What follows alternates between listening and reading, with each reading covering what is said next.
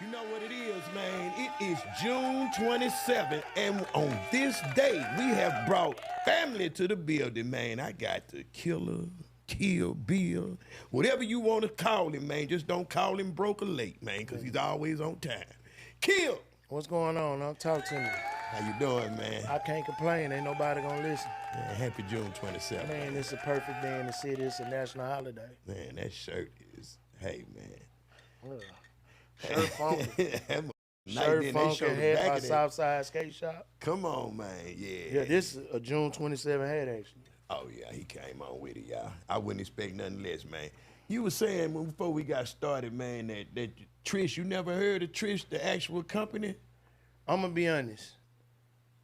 Once Act died, my appetite and desire for drink died with it. Because I knew was gonna start putting whip in the game, like put whip in the game with the weed. It's like the paint bottles and everything. Now it's just like getting them bags. To say they got Marathon OG, but it be some backyard boogie probably in that bag. And the same thing with all, like is remixing and the certified dope fiends right now. Ain't paying that much for a line of drink, you a dope fiend.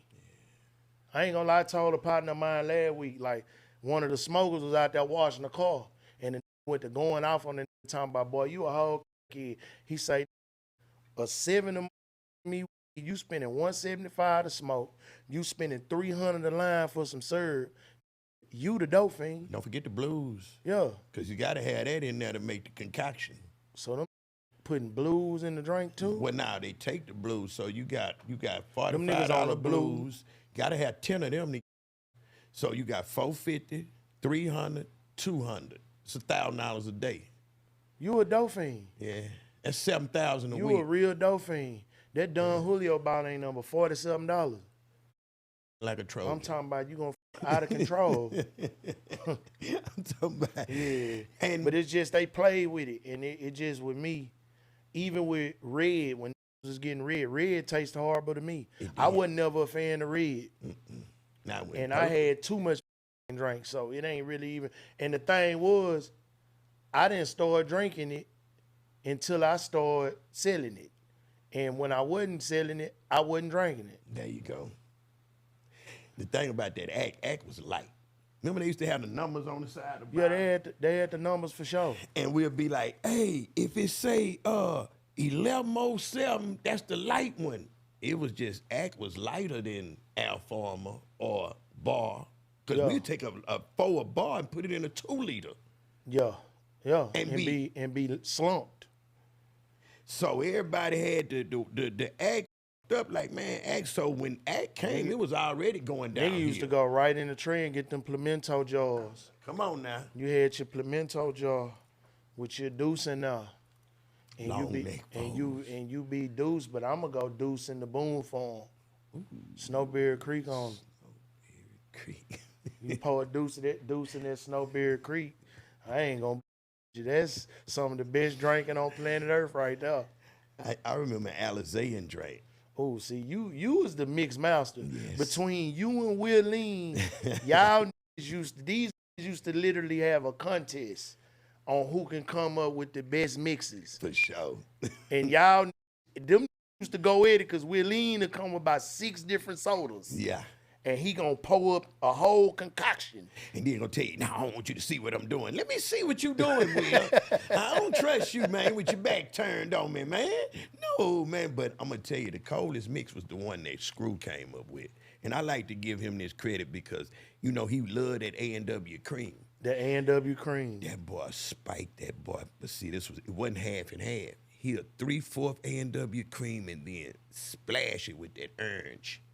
Yeah, see, so he was making him a dreamsicle. Making a dreamsicle. That boy was dreamsickling them boy. I remember when that A&W, that float came out. Oh. And had riding around Everywhere looking. That might have trying to started Exotic find- Pop. Hey, man, listen. That might have started Then you Exotic used to Pop. have go to Louisiana and get the Boggs red cream. Just go get the Boggs red cream. It was a dry, the boot, the only place they had them. You had to cross past Beaumont Yes. and go to the boot. Lake Charles will get it. Lake right Charles, there. yeah. You get it right there at the border right there, Yeah. at Lake Charles. Bogs, A&W float, and what a difference, because you want that big cream shot. ball, that big shot. clear big shot. Oh, cream. Yeah, that big shot, then that Canadian, that Canadian Cream. that Yeah, that was a Canadian bad clear, Yeah, the that little was- small blue joints. That was a bad Yeah, I ain't gonna lie, boy. It was some big drinking going on. Then we'll bring the whole stove back. That's how Yeah. Exotic Pop started. Come with the whole stove, Hey, man, load them up. Come back, $20 a soda. like a Charleston, you're a genius. You came on with it, bro. You say, you know what? I see what they doing. I'm finna go, but just know, Charleston, we started Exotic Pop out the trunk. Because I have it. You know when y'all come over there, I have all them sodas lined up for you. And come on, get it. Now, and if the I knee love high. you, take it. And The knee high is like that is the holy grail of drink. Thank The you. knee high peach Thank you. is the holy grail of syrup sipping. It don't get no better, man. When they start getting them in 2 liters, the streets went crazy. You couldn't find any. It used to be down there like one store that had the knee highs. Man. Then you got to go around. It got to be the bull cone stores, too. It got to Yeah, be it gotta the be. little It gotta be a neighborhood bullshit. store. It gotta be Yeah. something ducked off like Miss Kim's store on Selinsky. You'll go to Miss Kim's store, she'll have all this. I'm talking Then about we used to get that ptomaine poison over there. We get a whole bag of Doritos. She make them nachos. Get him some pour up. I'm telling you, man, them the good old days, though, yes, man. indeed, man. Happy June 27th to everybody out there, man. We just reminiscing going back, man. MLK is where it all started, man. You know, that's the dream now. You go there. Before the drinking, it was 40s. Go to the ice house, get you a cold 40. Hit the car wash on MLK and see who gonna pass up and down that thing, man. Yeah. Smitty line to pull up with pepper. I ain't gonna lie, them days there, man, it's just, I be wishing I can get in the time machine and just go relive all that McGregor Park Sundays and like that. Man. Like just relive seeing, cause see a lot of what's been going on lately, they've been having so many conversations about the slab. And it's questions I got that I want to know because it took me all this time. I'm building 2 at one time right now. Okay. So I'm finally finna jump in the game because I feel like if you're a rapper and you represent the culture here, you gotta come down. Facts. You got to come down. Like you Facts. got to have a slab. That's equivalent to LA having a lowrider Got to. and a Florida having a dump. Got to. You gotta come down. You gotta. It just ain't no feeling like that. Do you think it's in saying that, like, so you saying like me, Key, we got to have it. Like it's no other way. Like, cause Key is a slab holding. He swear to God he ain't gonna do another one, but he gonna do He another one. got to. We have to do it, man. Cause one thing, Lonnie Ray, what was my other boy that be talking all this shit with the green one? What's my boy? You talking about Pooh Bear? Pooh Bear. He Yeah. called us out there. He said, man, I'm tired of y'all having to call I us. ain't gonna lie, ain't nothing in the city fucking with Cuzzo shit right now. Who was Cuzzo? That's Damo. That Nick colored bitch, that blue and that orange. The crowns, my top 5, because niggas been asking me. That's, you know where I'm My going. top 5. Your top 5. Let's go. I gotta go Damo. Gotta go Damo at 1. I gotta go DJ, COS Snow. That nigga got them purple bitches. That slant and that baby slant. He got the drop slant. Is that He that got- drop? Man, listen. That drop slant with the black wing seats in that bitch. He's super duper clean. You know what I mean? I gotta go with Trap. Trap that green bitch. Yeah. With the mustard insides. Trap clean. Who else? Shit. I gotta go with my nigga Floyd. Floyd don't really never pull them that nigga got a champagne slant that ain't to be fucked with. My cousin Rodney with the Hermes orange on orange. He cleaned in the bitch. That burnt orange, I always done That something burnt to me, orange man. with that orange Hermes super fucking clean. So he orange on orange. Nigga orange on orange. He burnt orange with the Hermes orange top with Hermes orange inside. Oh, leave him alone. Yeah, he holding. Then you got my little partner J Money. Then Big Tony. Big Tony one of the rappers that come down. Big Tony got a bad motherfucker. I love that drop Big Tony got, man. Yeah, I'm yeah. telling you, man. I that's love to forever hear hold. Big Tony. Like him and That the soundtrack of the slab right now. For sure. Them For two sure. niggas really the sound. If you really can goddamn, if you want to just talk Houston culture right now, them two niggas is the epitome of the come down. That's the come down. Yeah, I heard you got a song with Dot coming up. I got some bad shit with that. Me, I always like to say right now, holding that slab tighter, Dot got the crown with that. That is the South Side. Like, that is the mill. That's why they call him the mill. I mean, he a screw baby. He every bit of a, if Kiki, Hawk, motherfucking Pat, you, and all them niggas had one bitch and everybody took turns, that's the baby. He would be the baby. He the baby. For sure. For shit show. And he's super jamming. And we just have to line up and say, I the pappy that baby. Oh no, I Yeah, the pappy that baby. it feel like that. Yeah. But on the cool pause, but that nigga right now, he a damn fool. That's the hottest He is, nigga man. on the blacktop on slab. You any nigga crawling slab, you gonna hear Dot and you gonna hear Big Tony. Yeah, and that last one, Key Drop. That For shit show. man. What's that name of that song? We Man, just married to the game. Married to the Game. Kiki. We need a Nigga need a video. We need a for Married video to the for Game. that, bro. Like yesterday. And I ain't gonna lie, nigga just still with not putting out only one tape, J-Dawg still got the crown. Man, first for On slab. It's just slab shit. It's just the slab music just way different. If a nigga came down here and said, I need a soundtrack for Houston, the just shit that sound like Houston, the first four names gonna come to mind that's still relevant to me right now gonna be Dot, Big Tony, Key, and Slim. Well, you gotta put Ro on the hook now. You gotta put, I ain't done. Okay. Rother? You gotta have Rother For on sure. that hook. Then you gotta put Les, cause Les got to come down music. Ooh, yes. Les got to indeed. come down. I'm still waiting on you too, Les. Les got to come down shit. Yes, indeed. Down pack. I'm talking about that smooth shit. That shit like Larry. Him and Roger just dropped a bad motherfucker. Like, if you want shit to come down, I can't leave my brother out. Les coming down. Yeah. Steak and shrimp. Yeah. If y'all ain't never heard of him, which I know y'all have, y'all just don't know. He your favorite rapper that talk that car shit. You gotta add and implement Les. You got to do that. I swear. And he relevant on the slab. He relevant on the slab, but then also he got a store too called Dios, which is surrounded by this actually a piece that him and Georgia did right here. Yes, indeed. A screw piece. I gotta go get the rest of them. Yeah, too. but he got a drop coming out. It probably come out today since we June 27. He got a capsule with the Texans. So he got a capsule with the Texans. It's actually Big Mo tape cover. But it's Mo holding the football for the Texans. It's a T-shirt for the Texans. It's the City of Surd tape cover. Them niggas made the Dios and the Texans collab. I gotta have that shirt. Man. I gotta have that shirt. That shirt I get two. like a motherfucker. I got you. For real, man. Shout out Dios, man. That's what it is. Man, we talking slab, man. What is going on in the city of Houston why we can't get another MLK? Alameda almost did it. Emancipation doing it, but it's now the law's trying to stop us. What's your take on that, Killer? So I feel like my take is this. You know, we have a new mayor, which is not really a part of our culture. R.I.P. to Sylvester Turner. R.I.P. to Sheila Jackson. R.I.P. to them. You know what I mean? Sylvester understood the culture. He understood our culture. He understood what it meant to represent Houston on our stands from the youth. Because if you 50 and under, you understand H-Town culture to a whole different spectrum.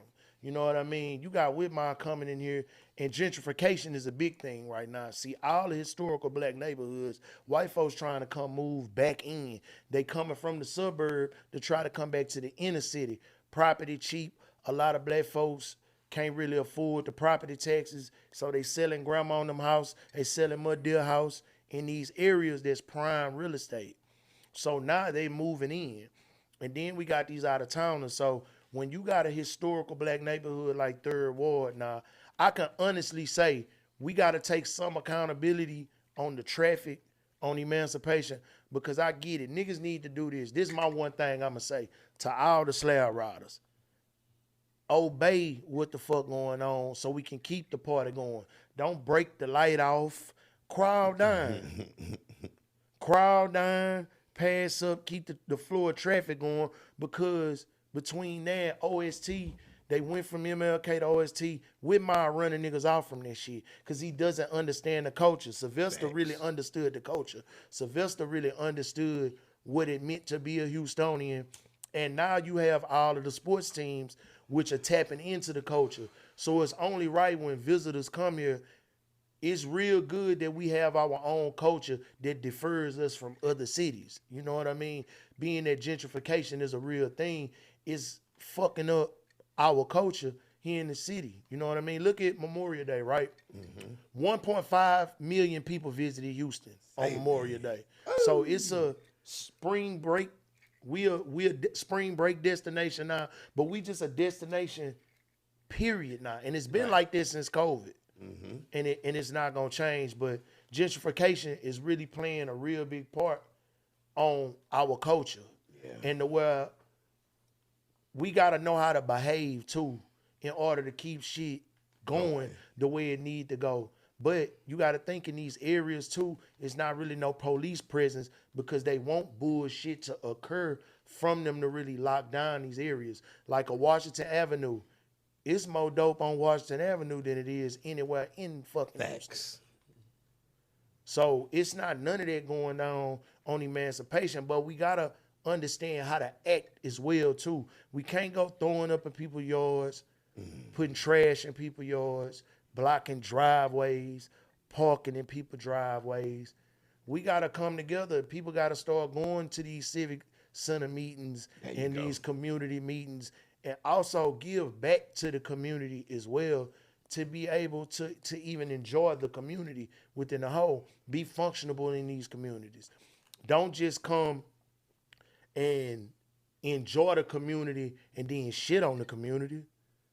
Come actually do your give backs and make the community embrace what's going on. They understand the youth gonna want to do what they're gonna do. They understand black businesses are thriving, but at the same time, you need to be respectful of these communities, because a lot of the people that's complaining ain't just the white folks.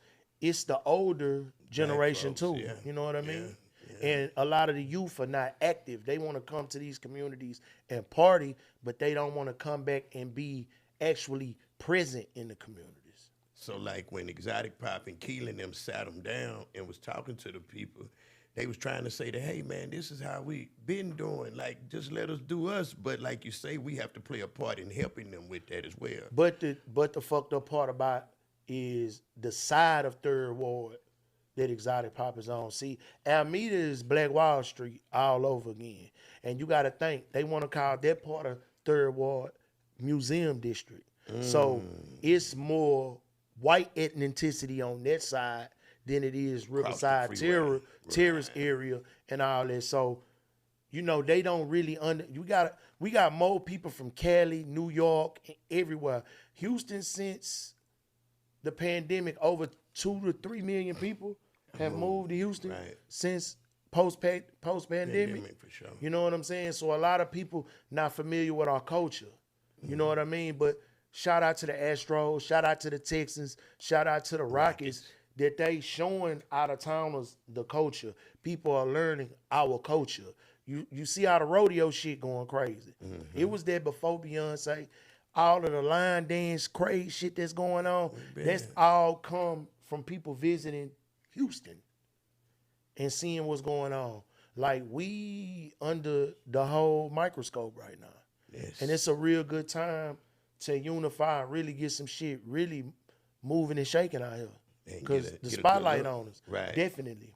Texas period, though. How you feel about what's going on at Black Wall Street Strip with, you think Lynn was set up?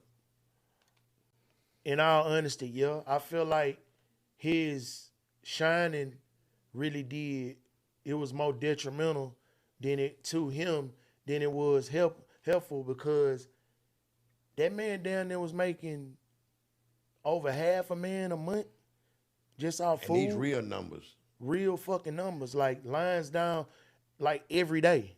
Like during the pandemic, he was killing shit. But, you know, it's a lot of people. That's my actual homeboy. You know what I mean?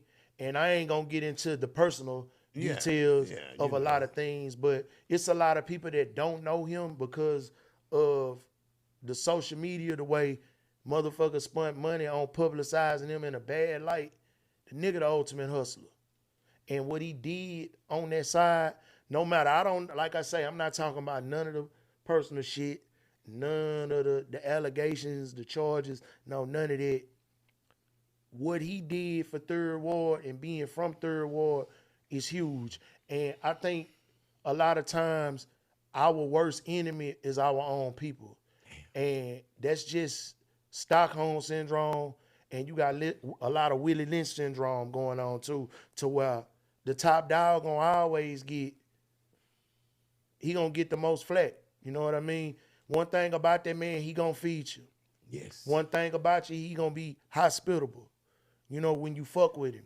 Yes, indeed. Anybody that fuck with him, y'all don't understand, like, to have money and stay at that pivotal part of the mountaintop, it's hard.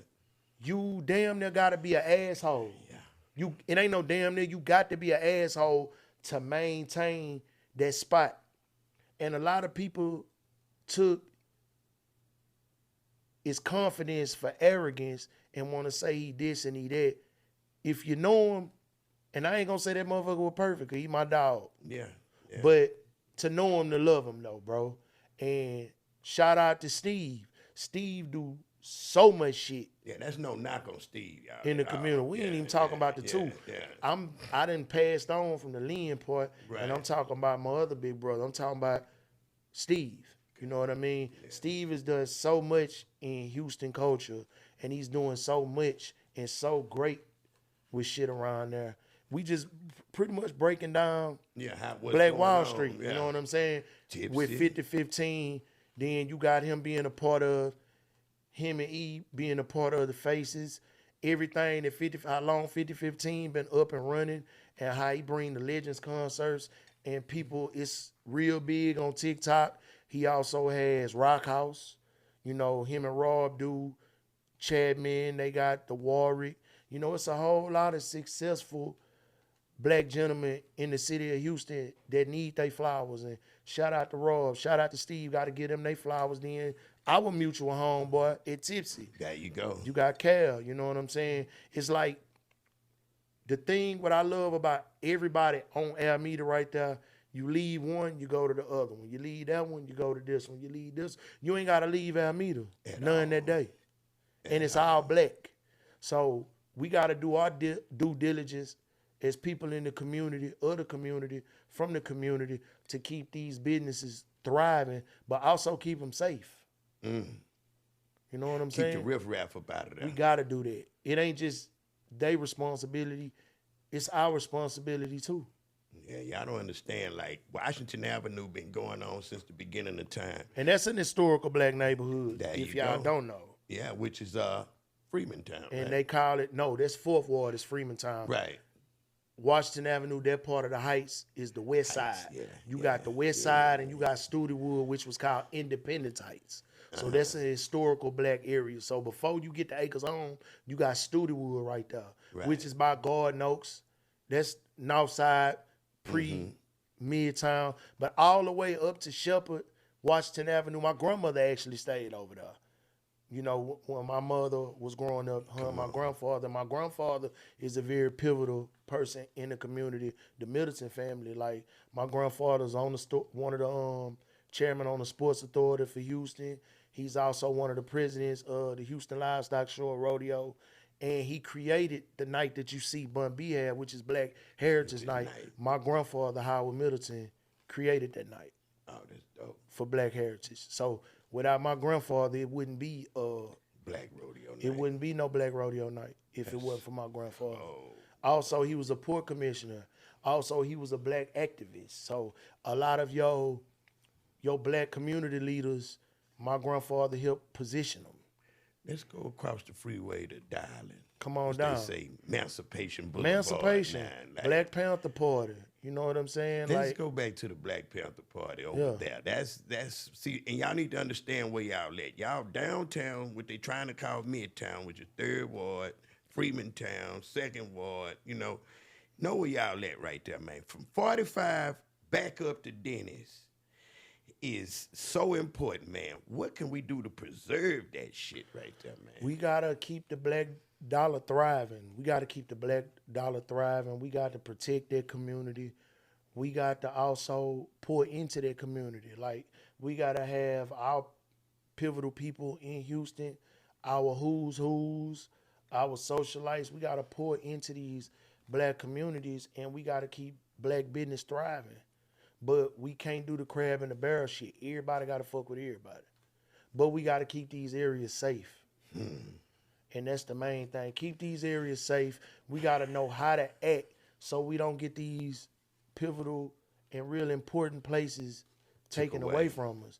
Because I'm over there every day of the week by my goddamn self. If I ain't playing dominoes, I'm watching the game. You know what I mean? I kick it in the tray. That's why I like to kick it. You know, you got a lot of people that got it's other real cool spots that's thriving in the city, and you got other clubs that jump. Shout out to Bird, I'm Your Pusher. Shout out to Molo. Yeah. They got a whole bunch of shit going on, and they got a lot of good shit going on. You know, for the youth, anywhere from 25 and up, they running this shit. Mm-hmm. You know what I'm saying? So shout out to them. They doing a damn good job with the youth. Yeah, I swear they are, man. Yeah, they doing a They taming exceptional them, getting job. them ready for emancipation. Because see, now see what they doing is trying to push everybody back to West Timer so that they can come in. Yeah, because we done took all this shit. Yeah, the that's black been communities then took all of the shit from over there, because what we do, we go create capital over there, and then they see that it's fruitful, but a lot of people want to run a nigga off, and they think what's going to pop, what pop for them going to pop for them.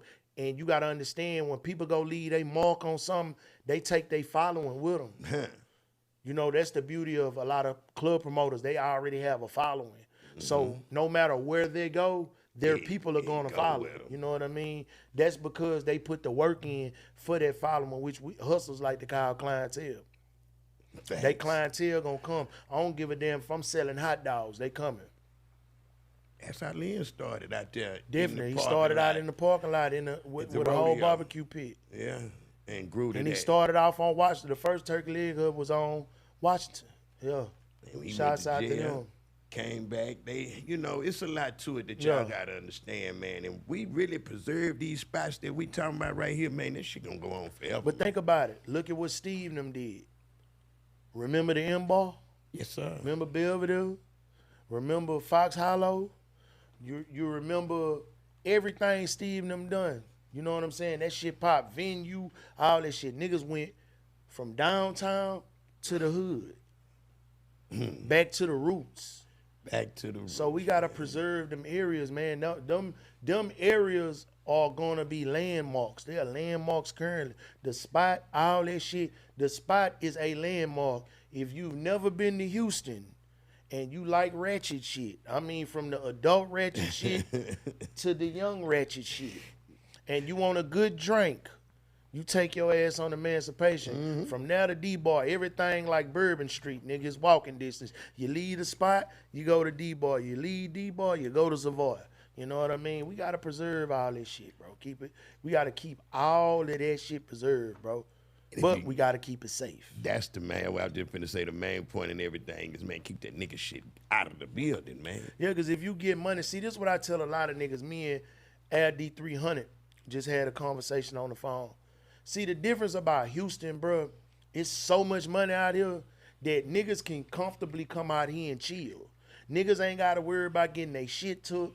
Niggas ain't got to worry about a nigga pocket watching you, because it'll be a nigga damn near from the north side in a pair of dick overalls and some rain boots with more money than any nigga with a chain on. It might be a nigga in South Park riding horses up. Martin Luther King got more money than any nigga pulling up in a Wraith.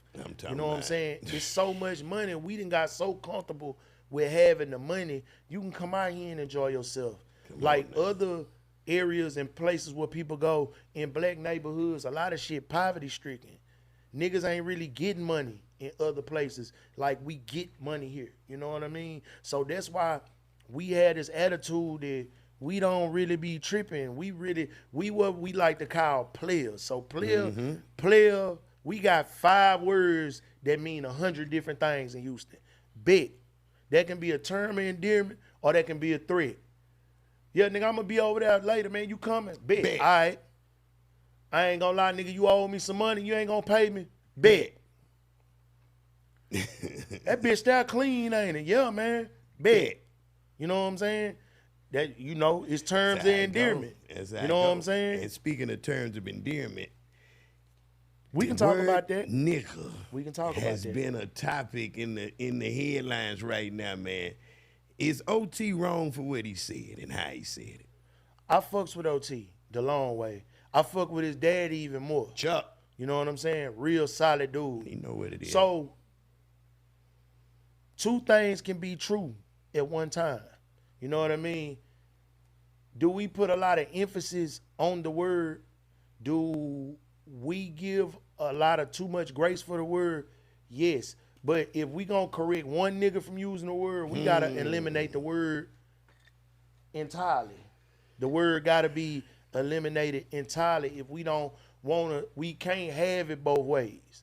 You know what I mean? The only thing that I can say, bro, said bad, but again, in his defense, you know, he might be tired of motherfuckers asking him that question.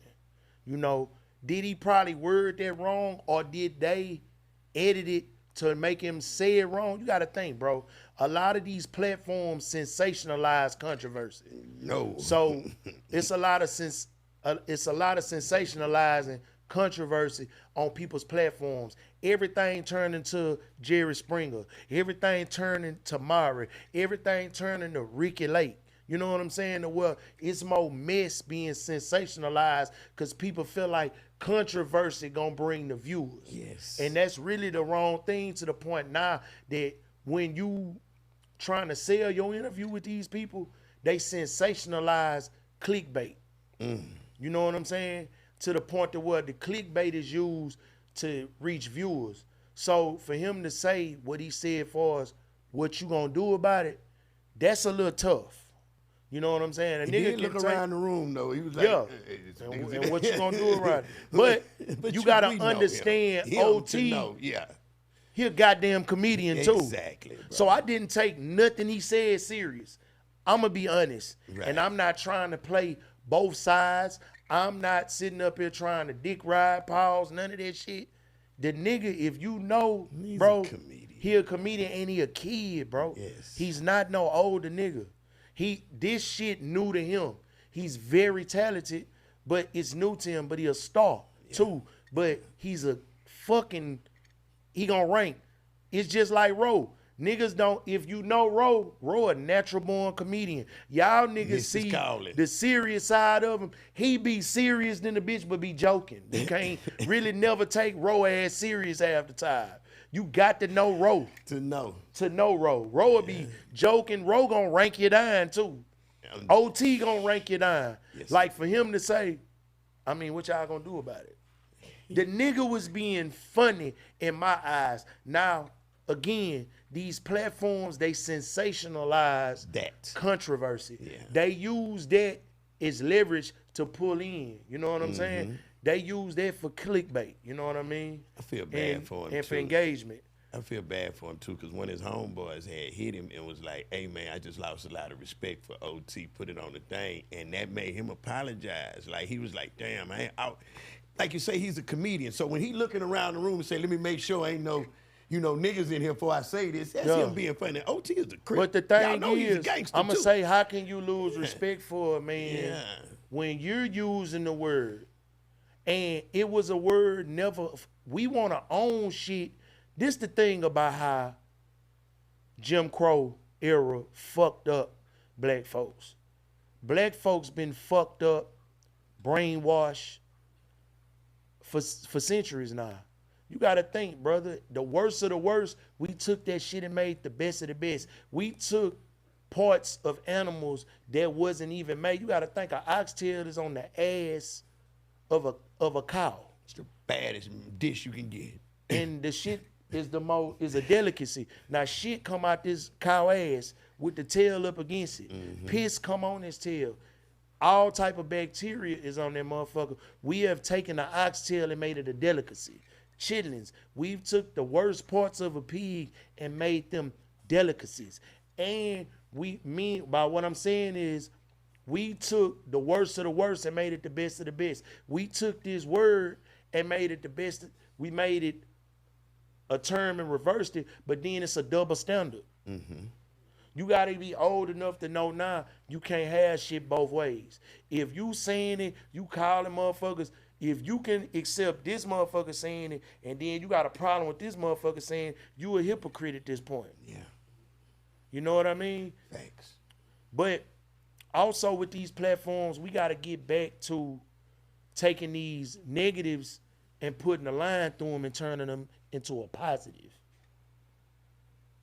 We got to start pushing P a little bit more like what we used to do. When you used to look at BET, when they pushed positivity, when you had the Tavis Smiley show, when you had Teen Summit, when you had rappers teaching, the music is at such a low frequency. Everything is such at a low frequency because we sensationalizing controversy so much that rappers doing rollouts driven by controversy, driven by the demise of our people, making us look like we not getting along, and they making millions and billions of dollars off this shit, bro. Where did that start? Where do you think that started? I want to say that it really transpired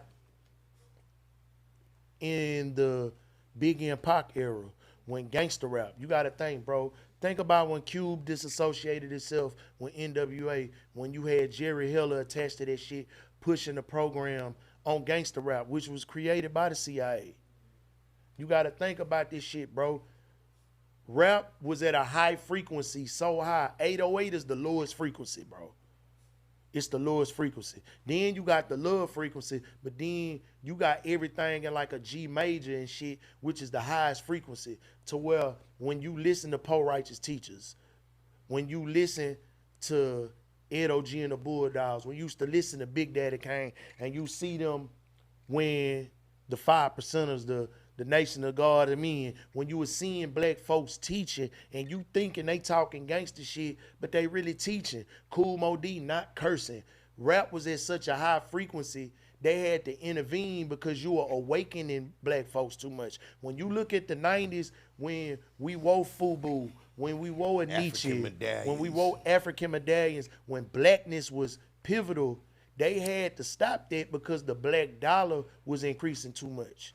You know what I'm saying? Thanks. So they had to change the fact that you were listening to X-Clan and them niggas would be teaching. You were listening to Public Enemy and them niggas is teaching you to rebel against the machine. When they telling you welcome to the Terror Dome, when they telling you about the letter to the president, you had kids awakened. Now they taking all of our terms and the terms of endearment we use in the worst and the shit that we use at the best, they making the best the worst. They doing reverse psychology on niggas. They took a term woke and turned woke into some bad shit. Consciousness. They telling you being conscious is damn near next to being unconscious. And they taking that word and making it be low level because it's too much consciousness going on. Because when they invented the phone, you had too much access to information. But just like Denzel always say, too much information ain't always good. But now you got media want to be the first to everything. Everybody want to drop the first clickbait and they want to be the first nigga to do it because they want all that traffic. But being first don't even make you being the best of it. You being first to dish out some bullshit. Why not put some positivity out there? We got to start bringing back the positive side because we at such a low frequency right now. Ain't every woman that's dropping music, they hoes. Every nigga's dropping music is a gangster, just like I was telling you earlier. Mm-hmm. No, everybody narrative in hip hop right now, everybody sold dope. Nobody had a regular job.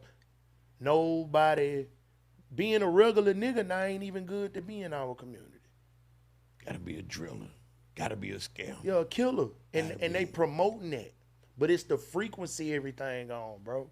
If you keep everything at that frequency, you keeping everybody brainwashed. Media is designed to promote propaganda, bro. When you wake up seeing the same thing and they telling you, no, you can't promote that, now they fucking with what's called the algorithm. Well, you got an algorithm where they'll shadow ban you now. Yes, indeed. To where when you start teaching too much and you too influential on the positive side, Turn you down. they'll turn you down. They'll turn you down. I feel like Houston is wide open for the media, but I see, like, because I'm in it now, I'm starting to see that, okay, they want us to be a certain way. So, you know, me being a little, I kind of fight with it, and I see, but when Adam 22, well, let's start with Vlad. Vlad came down. He did his thing. Now Adam just left, and they coming, and they rainwater coming, different people coming. I don't fuck with the Adam 22s and the Vlads. Why you don't fuck? I don't with them? fuck with them because they making money out of black pain. They sensationalizing controversy. They're sensationalizing all of the fucked up shit in the community, and it's a white man doing it. And they are the main overseers of social media platforms to where they platforms are thriving in black culture. And we going to sit down with a white man, giving a white man all this information on black culture to where they know how to infiltrate it. Those type of white men, because I ain't going to sit up here and say every white man bad. Just like I was telling Five earlier. That's one of our partners. You know Five. That's a brother. You know what I'm saying? He don't count. He Just know like I he just don't talked count. to youngsters like what the word cracker derived from. Man, that shit don't break that back that down. don't derive from no food. The word cracker derived from the man on the horse in the cotton field with the whip, cracking that whip at the slaves to make them work. They used their whip to crack at you. The whip was a cracker. That bitch made a popping sound. It was a cracking sound. So that's the man sitting on the horse was a that white cracker, man, and they yeah. cracker him the cracker. Yeah, watch that cracker, man. Watch that. Why Yeah. you doing work, man? So we implement cracker into anybody that's coming into our culture and trying to punish us. Like notice every rapper that's went on their platforms and they talked about any street shit, they in prison. Why would you go back there? No case is a closed case. Even a cold case ain't a closed case. Why would you get on there and damn near incriminate yourself talking about old shit? And they talking bodies. They talking about bodies like niggas is sensationalizing all of the wrong shit. Boy say, what he say? Man, I got more bodies than you got Yeah. money. I got All more. that shit. And where he at? In the slammer. I'm talking about, I ain't never seen nothing like scares the mess out of me, and I don't have nothing against Adam. I talked to him when he was down here. I just didn't get time to get to him. But Yeah. as I didn't get time to get to him, I'm hearing Sauce Walker point, I'm hearing your point, I'm hearing Boss Talk, I'm hearing different people, and I'm like, damn. Is this something that they setting at us to try to fuck up It's Houston a whole before setup. we I'm gonna get tell up? you, a lot of the niggas that you see, this one finna get deep. I'm finna go a little bit deep on this pause. When you see niggas attacking certain niggas on social media but calling themselves gangsters, they sent by them white folks. They sent by them people. They sent to infiltrate shit and people that's influential on a positive side. They sent to fuck with people to create conflict, to trick niggas out of position. When you see niggas attacking certain niggas online all day, them niggas is really sent. Ain't no gangster or no real nigga getting on. This is the problem I got with everybody. Man, them internet niggas, you don't pay them niggas no attention. Nah, them niggas is humans. If you outside, niggas is trying to draw a line in the sand to where the internet and the streets have no correlation. That ain't true. Because you got street niggas watching the internet and they looking at this shit like the news, and then you got niggas that's going in trying to tarnish niggas' brands, trying to manipulate their audience into going against certain niggas and trying to get on their side. That shit not cool. You fucking with niggas' money. You fucking with niggas' reputation. You doing cracker shit. You really trying to infiltrate a nigga brand, get on the internet every day, talking down, pointing out certain shit in niggas, trying to make niggas look like they not what they are, you fucking up a nigga money to make you some money. That's whole shit. And you can't come from certain pedigree and then use that part of your pedigree to say, I'm this type of nigga. Now you working with them people. You ain't no different from an informant. Facts. You and the informant the same type of equal. motherfuckers. Y'all are equal. So you really think that them people, the powers that be, sending these Goddamn boys right. When you see niggas like Puffy right now, they doing a whole goddamn trial. They ain't brought up no kidnapping. They've brought up no sex trafficking. They brought up nothing to hold any standards of a RICO. No organized crime. The worst thing that the prosecution could have ever did was put these women, they women, bro. I tell a lot of men, you can understand bitch niggas and you can understand bitches. And what I mean by bitch niggas, you got niggas that was raised by their mama and they been raised by a single mother where they have inherited bitch ways. They emotional niggas. They not logical or critical thinkers. Niggas think with emotions. So they always running their mouth. Platforms is looking like beauty shops. What niggas is running their mouth. Niggas acting off emotion. Niggas talking off emotion. Niggas will tell me, bro, I don't like you. You don't like me, then what kind of nigga you like so I can find them for you? That's homosexual shit to me. If you don't like me, you not supposed to like me, nigga. And then how do you don't like a nigga you don't know personally? How you got personal feelings for niggas you don't know? And then telling motherfuckers, well, I don't like this nigga. I don't even like my niggas to say that. Well, what kind of nigga you like so I can find them for you? Leave me alone. Cause Montrose got a bunch of them niggas that like niggas over there. You can go find. You know what I'm saying? But we sensationalizing all of the wrong shit. I love everybody. I don't got an enemy. If a nigga don't like me, something wrong with a nigga. Facts. Or I either fucked your bitch or I got something you want. 90% of the time it's over, bitch. You know that. 90% of the time. And not to even glorify that. I'm not trying to put myself on no type of pedestal. I'm just saying, you got to think. They wanted you to believe Malcolm X was killed by black folks. Malcolm X wasn't killed by no black folks. That nigga was killed by the CIA. Martin Luther King was an operative of the government, but was killed by the government. Trying to create, once JFK. Malcolm X showed him what they had going on, they want him to be peaceful and he being aggressive. Think about every time we ever tried to organize, my nigga, they turned us into terrorist groups. But you got the biggest terrorist group on American soil, which is the Klan, they still active. And they didn't turn to the other shit. The Klan is the politicians now. You know what I'm saying? Smart man. They're politicians. Now they're trying to implement and infiltrate collegiate eras and remove all of the evidence of their ancestors and their great-grandfathers and their great-great-grandfathers. They don't want these kids, Generation Z, to see all the fuck shit they was doing. But now, they job done.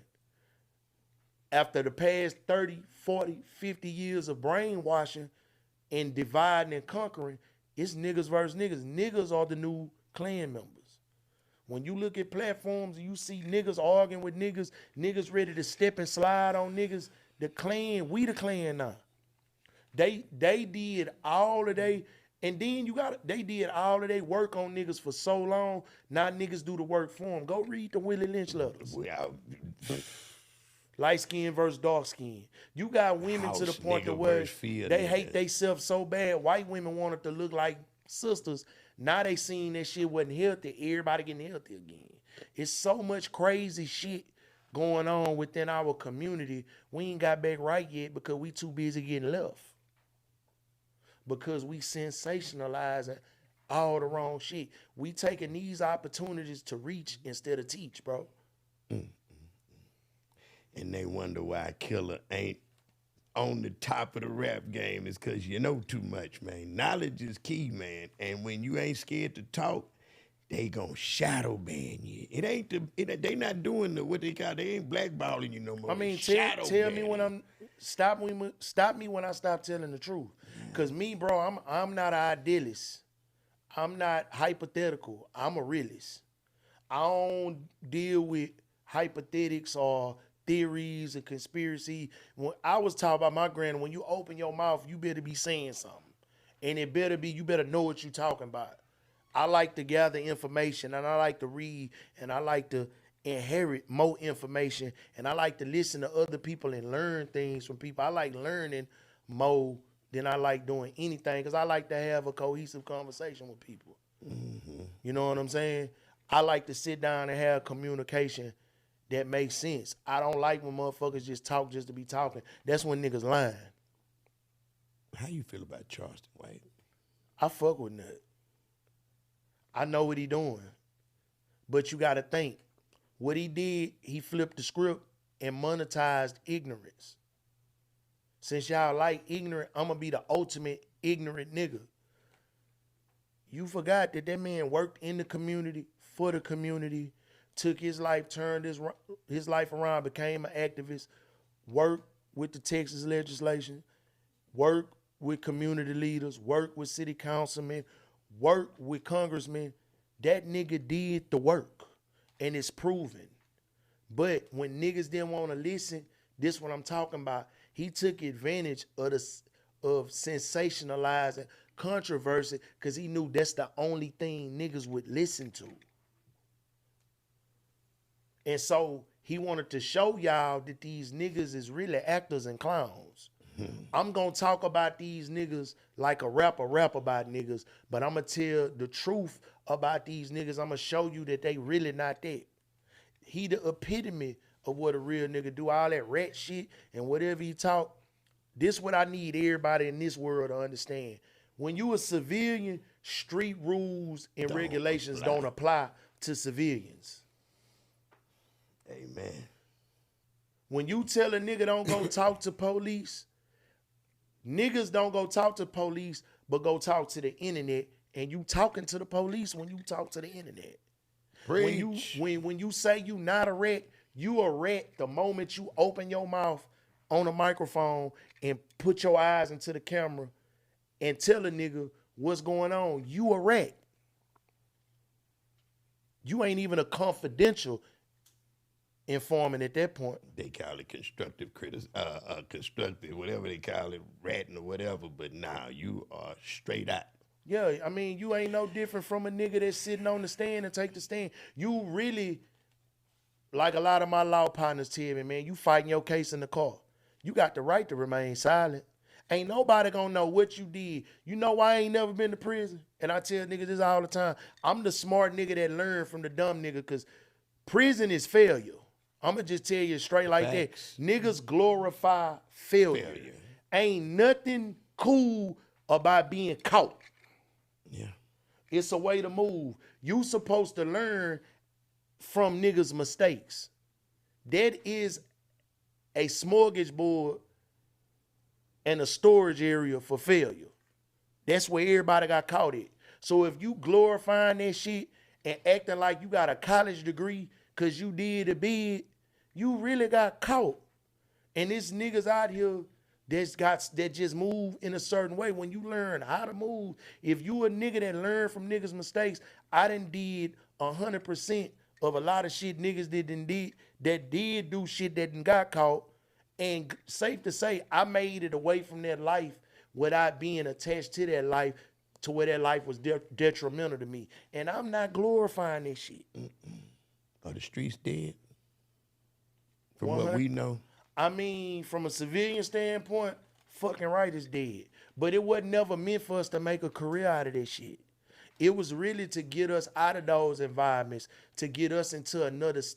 If we gathered all our partners that's dead and gone, because we family and got mutual. All of our partners is mutual. Your family is my family. Exactly. Your brother is my brother. Think about everybody that we lost and that's incriminated right now. If we can if we had a time machine and go back and tell niggas we finna buy every lot, every abandoned house in the hood, We gonna buy every abandoned strip center, and we finna buy grocery stores. We gonna take these pharmacies to heal. We gonna get into healthcare and rebuild our community for our communities, bro. And actually put schools in these communities and teach financial literacy to these kids. Think about coming together when we had the money and we, nigga, you know how many $1 million summers we had? Too many. To where we went places and really spent. We went to Miami, bro, and we stayed out there 14 days. We spent $1 million. This a fact. This is fact. Actually, I ain't doing no. Fact. I was doing this shit. I was come doing on this now. shit when niggas was calling it the renting shit. When niggas thought that damn near you couldn't afford to do it, cause it was 20 to rent that lamb. Yeah. It was 15 to rent that Rari. And you had to have insurance, but you had to have a big deposit. boy insurance. Yeah, you had to have big boy shit going on to do that shit. And we the went out yacht there, was bro. 50,000. We went out there. We rented Sky Storage House. Right? Yeah. We rented our Sky Storage House, which is Birdman House. We rented that bitch for 2 weeks. We had a Lamborghini SV.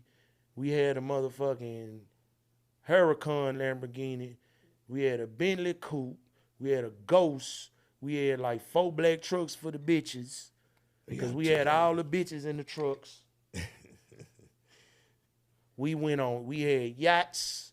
Nigga, we went all over Miami. We acted a damn fool. We left Miami. And I'm going to tell you, we made one of the first black blogs in history called Lipstick Alley. We went to Charlotte, North Carolina, and we spent damn near about 100 out there. They say them Texas tricks, call them boys the Texas tricks. Man, shit, nigga having that shit though. But the cold part is you got 20 niggas spend 100,000. Every bitch that was that bitch in King magazine was in one of them black trucks. Come on, that's man. a fact. I ain't doing no capping. Left out, went to New York. I got so many stories. $1 million summers with me, even with me and Slim, when we went on tour with Jeezy and BMF. What that shit was like, bro. Man, I got a story I tell a bunch of niggas, which is some facts, where, you know, niggas gonna say whatever they wanna say. Nigga Nelly in that bitch one night at the DJ booth and said Patron shots for everybody. Meech come up there and get the mics. I don't know what this nigga talking about. Cristal for the whole club. So when they say bro used to go and really buy every bottle in the club, man, that man had an 18-wheeler come to that bitch full of Cristal. Them niggas ain't throw ones. Them niggas threw 20s, 50s, and 100s. 10s and 5s, they get that shit away. Them niggas are coming in Magic with duffel bags. I was there. I seen it. I got a picture, bro, with me, Jeezy, Slim, Fab, and Blue Da Vinci. And Meech standing over, and we in Brooklyn. All us got Bust Down Jacobs on. I remember that. And this ain't no capping. You know, I ain't trying to glorify I'm just telling my experiences. A lot of experiences niggas don't know that I had, man. Like, we've had fun. But when I say that, it's now that Meech come home, all that love he showed, all that paper he broke with people. To see Meech come home to this criticism that they doing him now, how you feel about this shit? It's sucker shit. Because you glorified a nigga and then you got, again, they sensationalize controversy. They looking at the truth. A lie can be made into the truth if you got enough motherfuckers with more than you telling it. Yeah. If you got 5 or more niggas with more money than a nigga that behind the camera, and that nigga that got more money than you is in front of it, they're gonna listen to that nigga. Niggas tend to listen to niggas with more than them. Every time. So if you got 5 or more niggas saying a nigga was this and a nigga was a rat, you can display the paperwork and show the paperwork. That man ain't told on nobody, bro. You know what I'm saying? Not to my knowledge. You know what I mean? They went with the third party cooperation.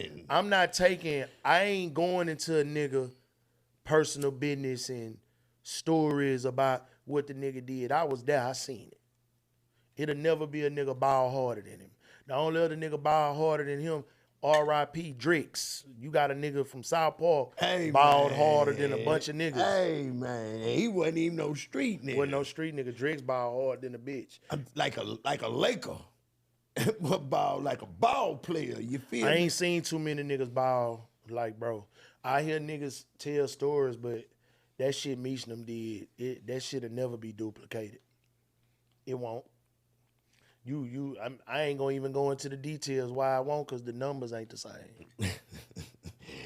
So, I had the privilege of talking to Condre,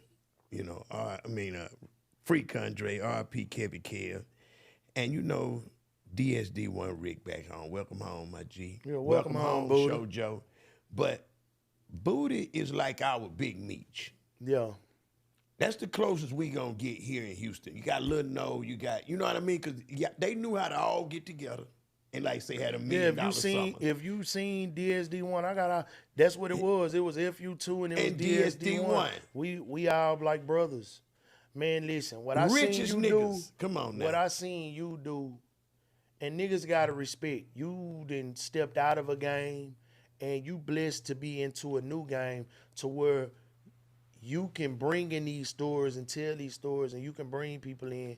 You can actually push positivity, and you can really put, as I told you earlier, you're putting periods where it was once question marks. So for you to reach out and put both of these niggas in a position to where you got, because the streets gonna always have a rumor. A nigga mad at you for clearing the rumor, and that say a whole lot, because that mean niggas want to sensationalize the bullshit. They hate this man so much, they got to put a jacket on that man back that he a rat. When you get the nigga that they saying told on him on the phone, free Con, by the way, you put Con on the phone and Con say, that man ain't tell on me. We was on the same case, but he ain't tell on me. That's open and shut case. That's case closed. No matter how you feel about this man and all nothing, if you take your platform to put periods where question marks go, you pushing the envelope to somewhere different. And if a nigga can't respect that, then he a hoe. He want that type of shit to be glorified. If you in a position to clean niggas' names up, and you got the cameras in front of you, you got the following to do damage control, nigga, why not do that? And the same camera, people get on and they'll say, why you do that and this a rat, da.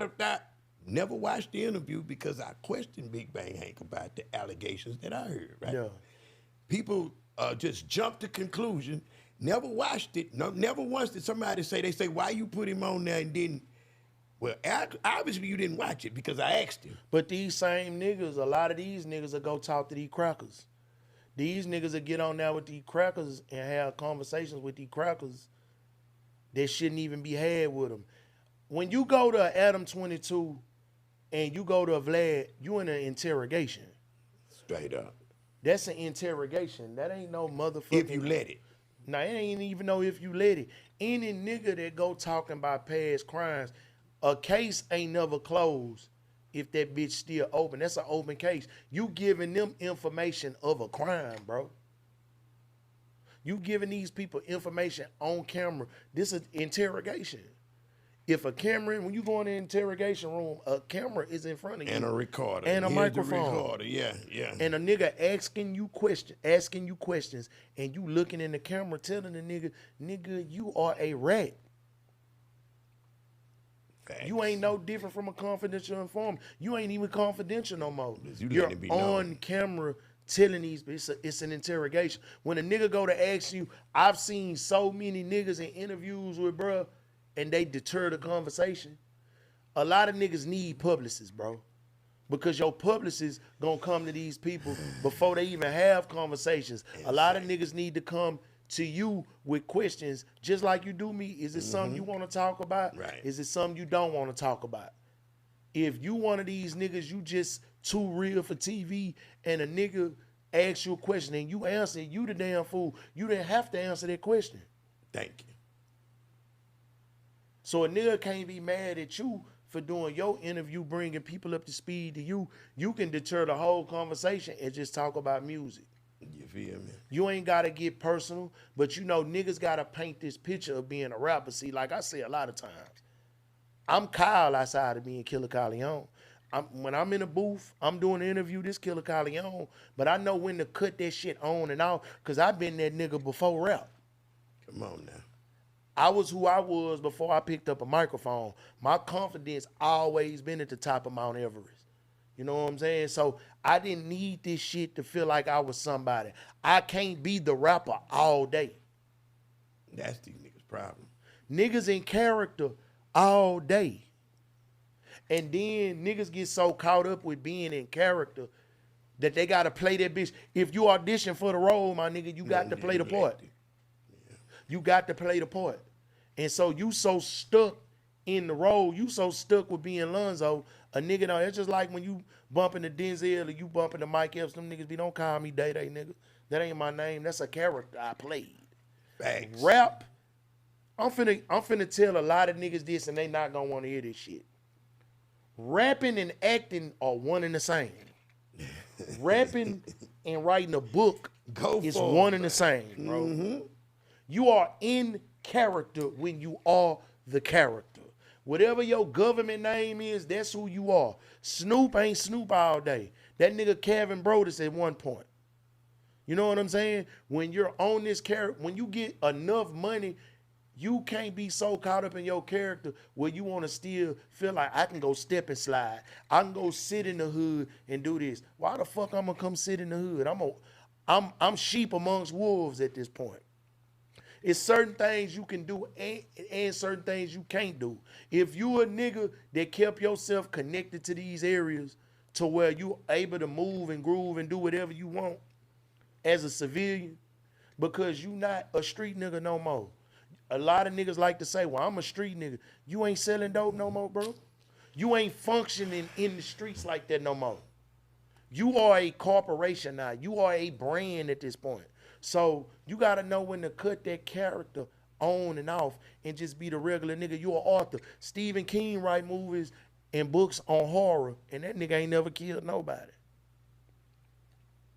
But can break it down like the best of them. Jamie Foxx then played a police officer, then played Ray, then played a school teacher, then played all these roles, and he still respected as Jamie Foxx. A rap nigga feel like they gotta be MC such and such all day. And they don't never cut it off. To where they get caught up, they get so far in character that they lose themselves. We haven't talked since the dressing and the Sauce Walker and that big fiasco went on right there, man. I didn't get a chance to speak with you, out loud about that, man. But how did you feel about that situation? Man, to know Walker is to love him. And I love him to death. He kind of rubbed you a little bit wrong, man. But I mean, I ain't gonna say he rubbed him wrong because what I said in my comment rubbed him a little bit wrong because he got so much respect and so much admiration for me. I tried to tell you that. He took what I said instead of me being like, I'm gonna show you a perfect example. That bitch know I love him to death because we've been on the phone and on FaceTime every other day talking about these slabs. Mm-hmm. It's like him correcting OT right today. now. I like how he did that. This ain't no different. Right. That was my way of telling him, and I've told him, bro, you are the face right now. Mm-hmm. It's certain shit that niggas are gonna listen to you and they're gonna look at you as you speak for the entire Houston. Yeah. And he's done can't let us down. He's done an excellent job putting on for the city. And he's one of the greatest rappers. For sure. If you don't like him, go listen to him. Go listen to his Mash Mode shit. Walker's an incredible artist. And he's a fucking genius, too. Mm-hmm. And he's smarter than what niggas know. Go look at his interviews. He articulated himself perfectly. The nigga not no dummy. He know when to be Albert, and he know when to be Sauce. And you got to think his father was the best nigga for the job to teach him and prepare him to be a superstar. Because his father was a superstar. Air Rage Walker. Come on now. Come on. I don't know if that's mine or yours. that's mine. Yeah. So when you see Walk outside, Walker let you know he ain't on no rap time. So that was my way of like the OT shit thing.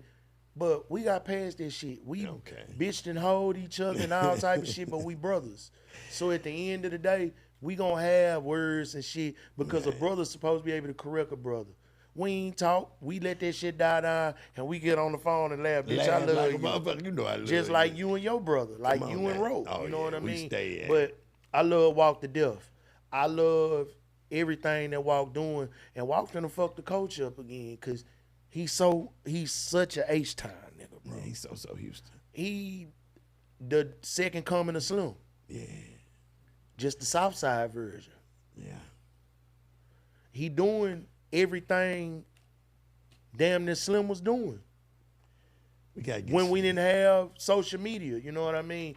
I've been around that nigga since he was 17. Nigga been a millionaire the whole time I've been around him. Come on, man. You know what I'm saying? That's my brother. So it ain't no, I'm with Slim, right, wrong, Whatever. true or false. That's how I am. I'm going to hell of jail. How did you feel about him getting his jury back for no money? It was due to him, man. It ain't that it's due to him. It's just certain niggas ain't going. And then the respect that niggas got for him. Niggas wanted to say Jay went and got his jury. Jay ain't gonna get his jury. Damn, can we? You know, I know we can't, but I you know who got he it a back. nigga, Don't want the the thing credit. about my nigga, he don't be wanting credit for certain shit. He don't never try to be the biggest gangster. He just want to be the richest nigga. Mm-hmm. That nigga gonna do what we always do. We gonna go work out, go run, go smoke it weed, go play with it cars, and wake up on repeat. When you see a nigga, you gotta keep them kind of niggas around you because he like the ground wild to a lot of shit. And then health is wealth. You know what I mean? So when you see a nigga like that, who not a better person to look at and be the motivation? Just like Walt, who not to these young niggas to be the motivation? Looking at Walt, cause he the motivation. You know what I'm saying? For the youth, just like Slim was. Nigga took his whole crew and shined with his whole crew. Ain't no niggas around him not having nothing. Look at Doughboy. Look at Peso. Look at Payweather. Mm-hmm. Nigga, look at, shout out my little kinfolk just come on. Look at Hustler TSL. TSI. Look at my little nigga. Come on now. You know what I'm saying? And you coming on here and don't think you ain't coming. You coming, boy. All these I love niggas it, eating. man. You know what I'm saying? Everybody eating. And he started a wave. Yeah. That nigga is the most swagger jack nigga right now. And he don't get enough credit for it. Shout out to my nigga Walk, man. For real, for real. Cartel Bo is knocking some doors down. Cartel too, Bo man. jamming like a motherfucker. Do you think Cartel Bo get enough credit, like for what he doing now for his rap shit? Absolutely. That's the only thing we need to talk about. Right. I'm pushing this positivity. No Diddy, that man. The nigga boy jamming. is a monster on That nigga jamming. Ain't he a Lakewood nigga? He jamming like a motherfucker. Cartel Bo jamming like a motherfucker. I love what him and Maxo doing. Maxo actually reminded me of Trey a little bit now. Yeah, he kind of he in doing a good the way. thing. The way that he doing, the way he bridging these gaps with artists as the same way like Trey did, like he bridging gaps. He remind me of a younger Trey. In a damn good way. Yeah. You know what I mean? Shout out to what him and Maxo got going on. I love Because it. for that, yes indeed, brother. What they doing is a good I thing. do feel like that Smack, when he went out there and said something about it on that big platform, I think that was a good idea because more of us need to do it. I think we already know that he that business, but Who you mean, Cartel? Cartel Bo. I think For we sure. gotta start like No, saying we gotta. this We shit. gotta. Like, It ain't yeah. no. We are.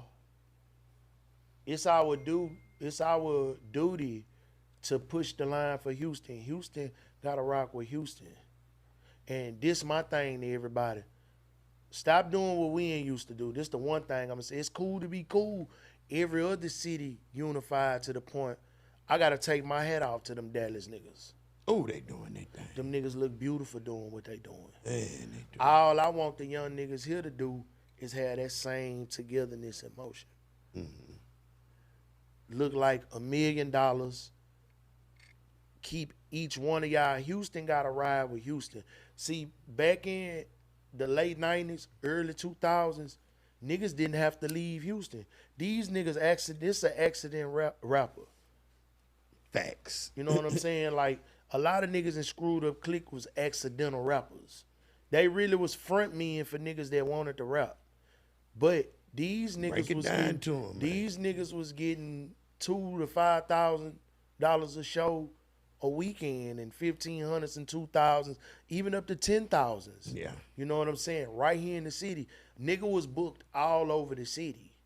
And I feel like if they start coming back and focusing and chiming in on their city, everybody in the city, from promoters to DJs on, it need to be structure within, because one hand wash the other. I don't think a lot of people understand, even with these type of platforms, y'all the new DJs, we got to get back to pushing the line on talking about shit that we can benefit from together. Like, we got to push the line, because if everybody on the same sheet of music, that ain't going to do nothing. But it's like a nigga climbing to the top of the mountain. Can't nobody else make it to the top of Mount Everest if don't nobody throw the rope down. Got to. Because a lot of niggas get to the top of the mountain, they pull the rope up. Then you got to walk back down. But then niggas will be like, damn, how I get to the top of that mountain? You got to climb it like I did. Damn, throw the rope down.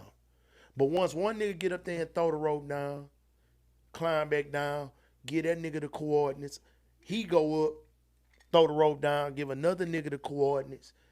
But we got to have structure. How we get bookings here, the rappers got to correlate with the DJ got to correlate with the promoter. It's got to be a whole unified front. I'm going to tell you, it's almost having, like, what's the word I'm looking for? You got to have some itinerary. When you finna do PR and you finna do promotion, when you go to Atlanta, right, they have a structure. The reason why they thrive in music, everybody from the promoters to the DJ to radio to hospitality, they all on one accord. Facts. But they're all on this one accord for Atlanta artists, to break Atlanta music. That's why Atlanta have thrived for so long as they did, because it's damn near like hospitality. They made sure that the world knew that they was the shit. Houston got that light right now. Houston has that light. Texas has that light. And we can keep all the money in Texas just like we did in the earlier years if we all get on one accord and create this itinerary in order to break artists completely. And when you start putting everybody on one accord, it adds value to that artist. Well, they got to do a media run within Houston. They got to do a radio run within Houston. They got to do platforms and podcasts within Houston. They got to do a promotional club run within Houston.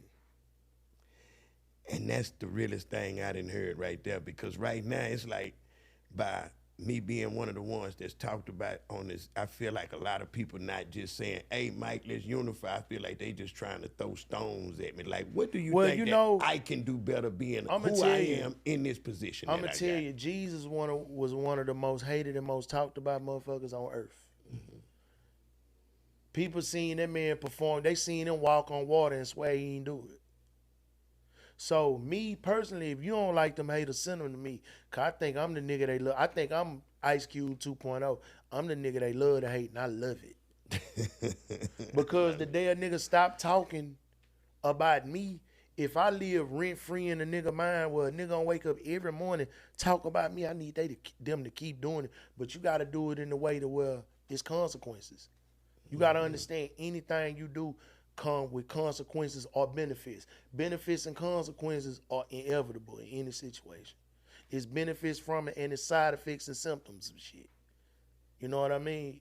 So the fact that they hating, that's conversation. When they say good publicity and bad publicity just as good, it depends on the narrative you trying to push. You know what I mean? They gonna use something to talk about because ain't shit else to talk about. Because they don't have shit else going on to talk about, and you actually in motion.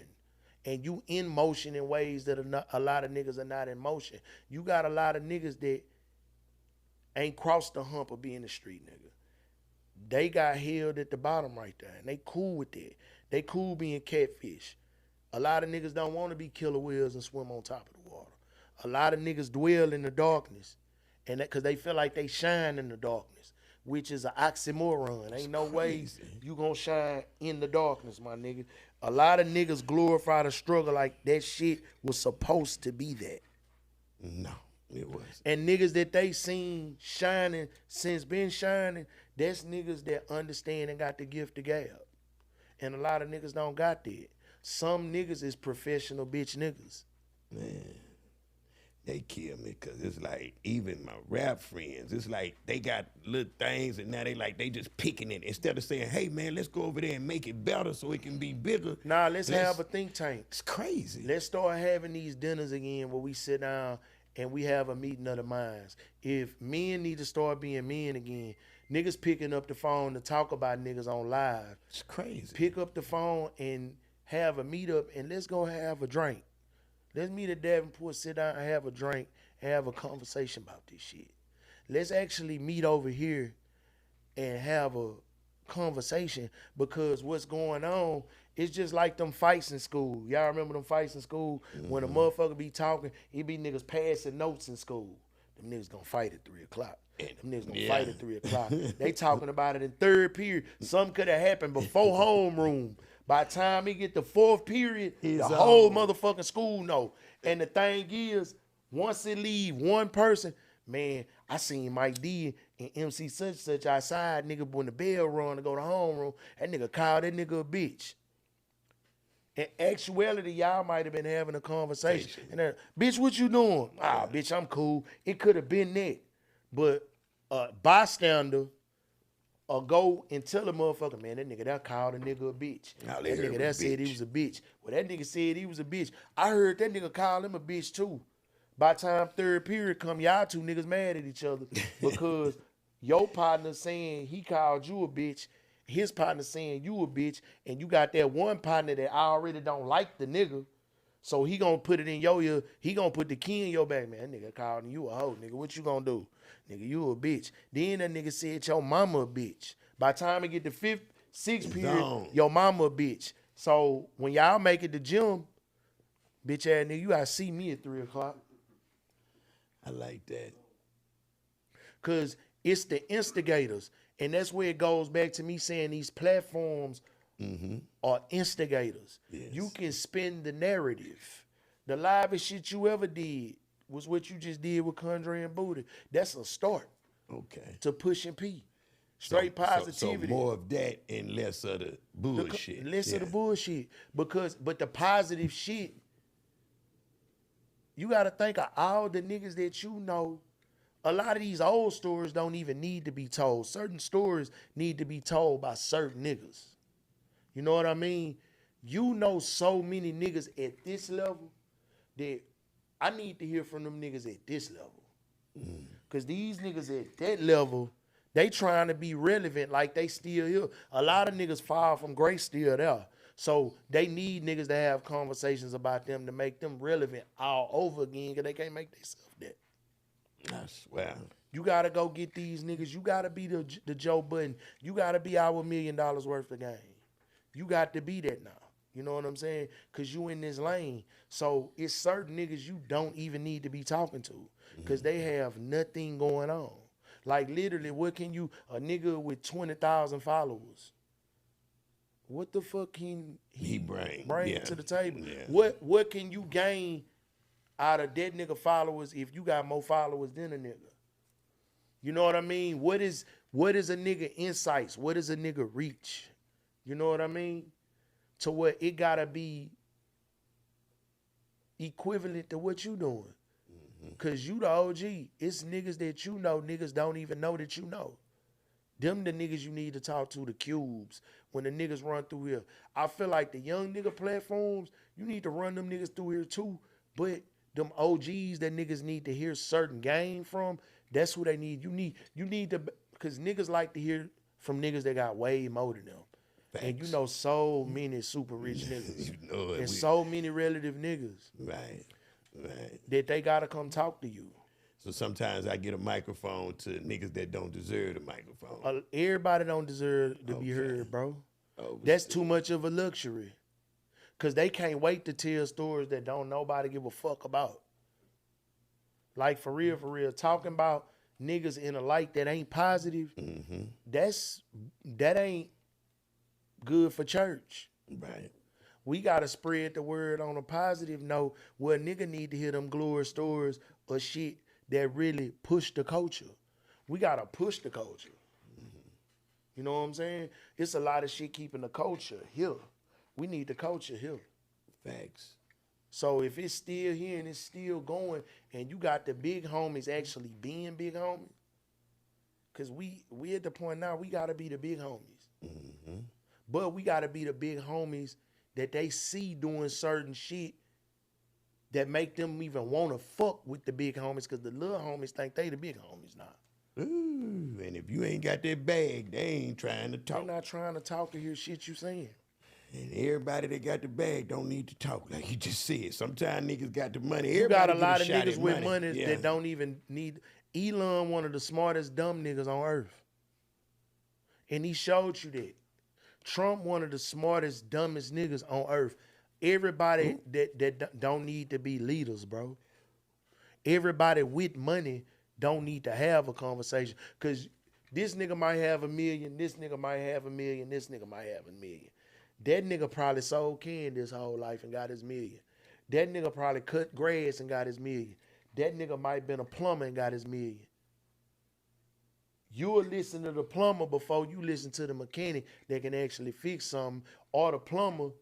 And it's certain niggas that can give you more game that you need, but you gonna listen to the plumber because he got more money than you.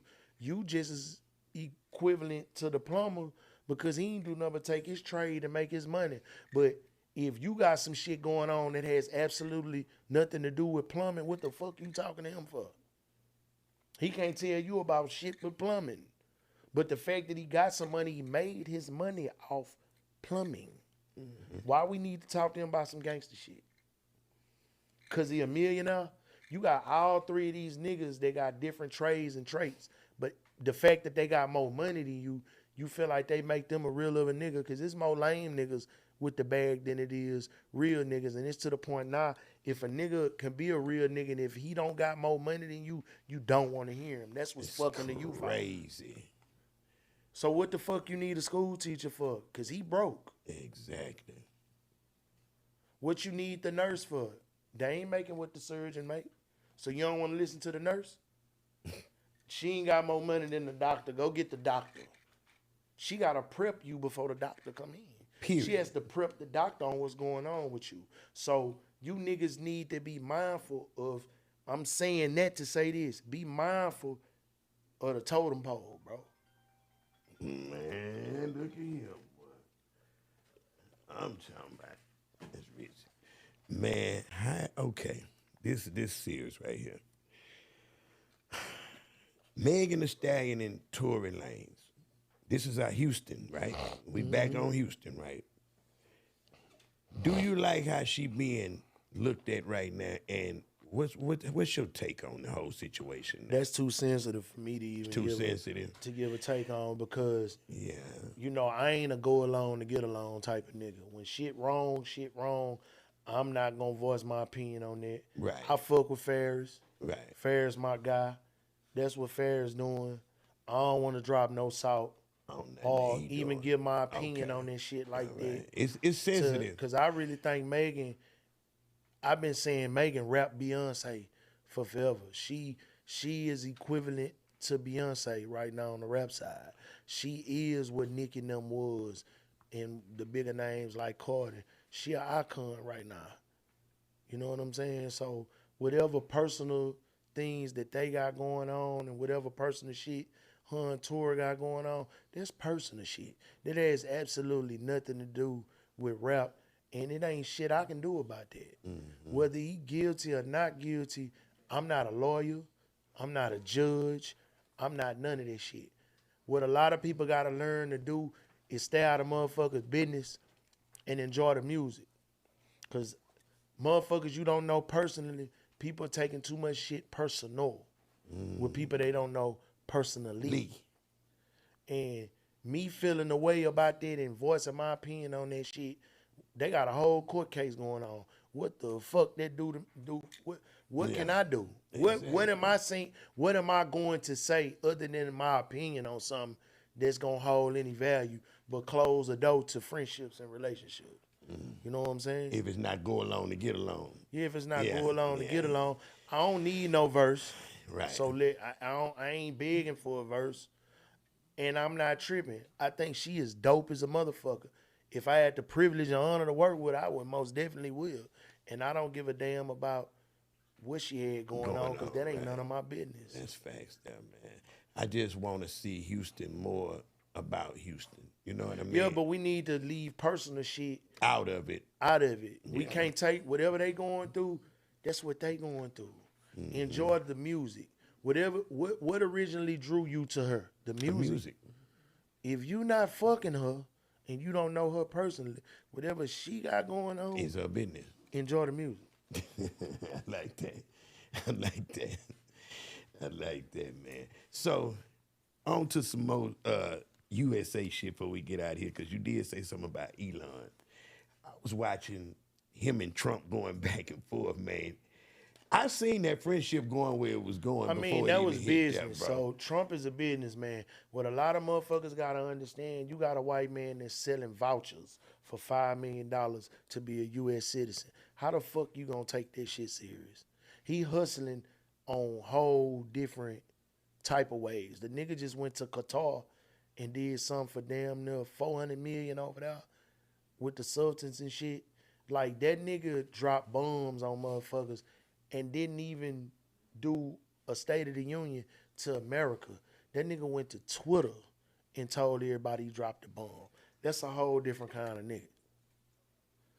You know, with Elon a South African. He a motherfucker that always had money. His parents were white supremacists, and they were a part of apartheid during the Mandela era. That nigga is a cracker himself that had money, that bought into Tesla, and the original owners of Tesla was not Elon. No, nigga, it's two other white boys. He wasn't the original owner of Tesla. He went in and bought in, just like any other motherfucker with money go buy into something. Now, you can put some facts on us, Dad.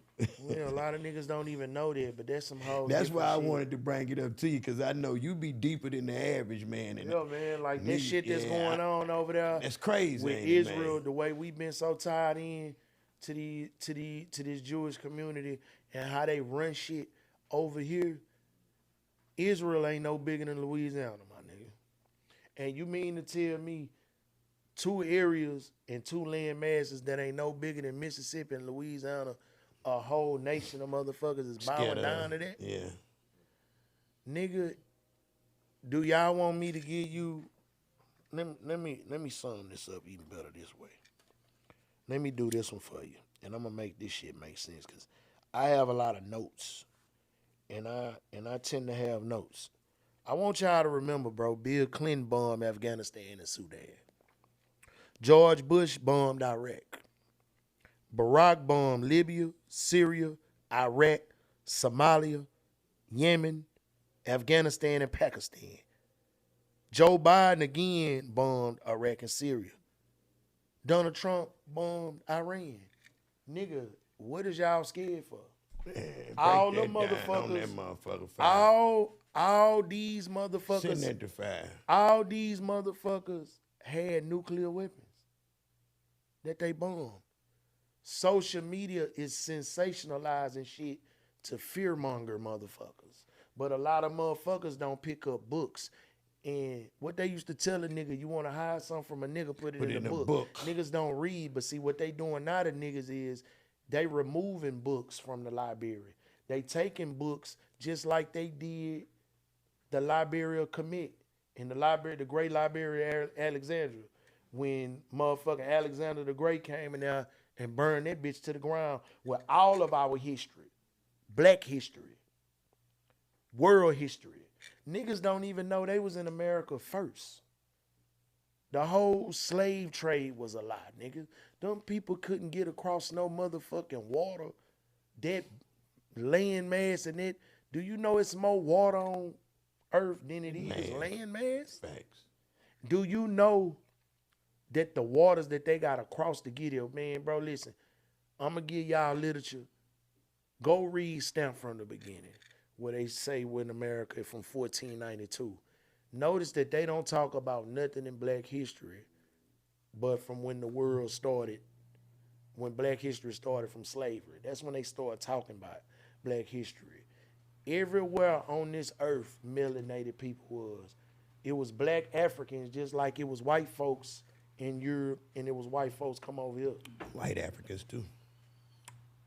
So motherfuckers don't understand melanated people been across this world. I had to tell a nigga, for I ain't no African, that shit ain't nowhere in my blood. I got more Indian, more Cherokee and more indigenous in my blood than anything. You know, my people come from reservations in the Carolinas and came and migrated to Texas. You know, so even Mexicans, y'all motherfuckers don't even know y'all wasn't in Mexico first. Y'all speak a language that is of your oppressors. You speak Spanish. Spanish, yeah. From the conquistadors and the Mongolians. That's why motherfuckers look like they half Asian.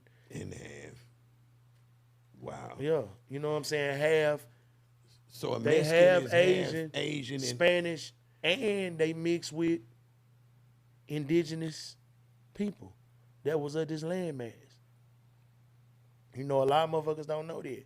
Black folks created Asians. There's so much shit that you don't know. A lot of motherfuckers don't know because they don't read. the Asiatic black man. The Asiatic black man.